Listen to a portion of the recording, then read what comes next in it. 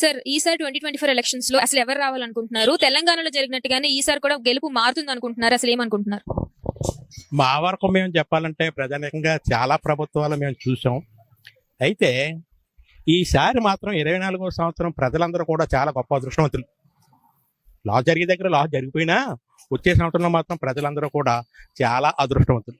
ఎందుకంటే ఎలక్షన్ జరుగుతున్నాయి, ట్రెండ్ మారుతున్నారు. తమిళనాడులో మారుతున్నారు, తెలంగాణలో మార్చారు, అలా ఇక్కడ మార్చేస్తారు. ఏది పర్మనెంట్ కాదు, ఎవరికి ఏది శాశ్వతం కాదు. కానీ ఇంకొక ఛాన్స్ ఇవ్వండి అని అంటున్నారు కదా జగన్ గారు, మరి ఏమంటారు? ఇంకో ఛాన్స్ ఇస్తారా?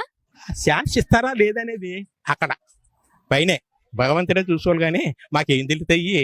జనరల్గా అయితే మాత్రం మాకు మంచి రోజులు ఉన్నాయి రాబోయే కాలం, అది మాత్రం చెప్పగలిగినామా నేను. రాబోయే కాలం మంచి రోజులు అంటే ఎవరి ద్వారా వస్తాయి అనుకుంటున్నారు? పరిపాలన మారితేనే వస్తుంది అనుకుంటున్నారా, లేదు అంటే ఉన్న పరిపాలన కొనసాగితే వస్తుంది అనుకుంటున్నారా? అయితే పరిపాలన మారితే వస్తుందా, మారకపోతే రాదా అన్నదానికి ప్రజల అంతరాత్మ అనేది ఒకటి ఉంది. ఆ అంతరాత్మ చెప్పేది.